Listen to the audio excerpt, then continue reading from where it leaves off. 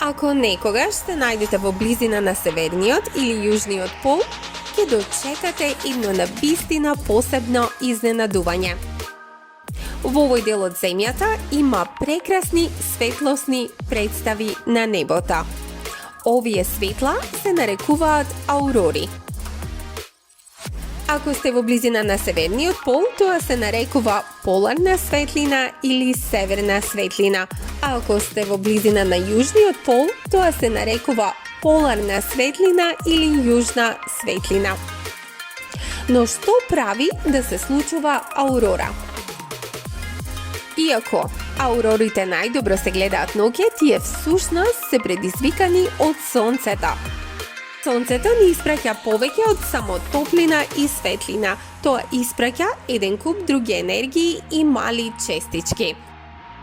Заштитното магнетно поле околу Земјата не штити од поголемиот дел од енергијата и честичките, а ние не ги забележуваме. Но Сонцето не испраќа иста количина на енергија цело време. Тоа постојано издувува соларен ветер, а има и соларни бури. За време на еден вид сончева бура, наречена исфрлање на коронална маса, Сонцето изрива огромен меур од електрифициран газ, што може да патува низ Вселената со голема брзина.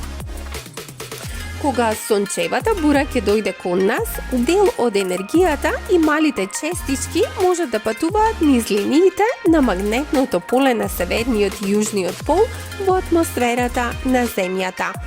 Таму честичките комуницираат со гасовите во нашата атмосфера, што резултира со прекрасни прикази на светлина на небото. Кислородот испушта зелено и црвено светло. Азотот свети сино и виолетово. Ете, благодарение на овие два елементи, кислородот и азотот, ние имаме еден куп убави бои.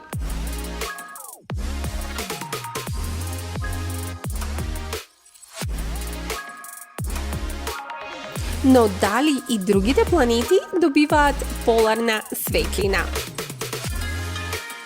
Сигурно дека добиваат. Аурорите не се само нешто што се случува на Земјата. Ако некоја планета има атмосфера и магнетно поле, тие веројатно имаат и поларна светлина.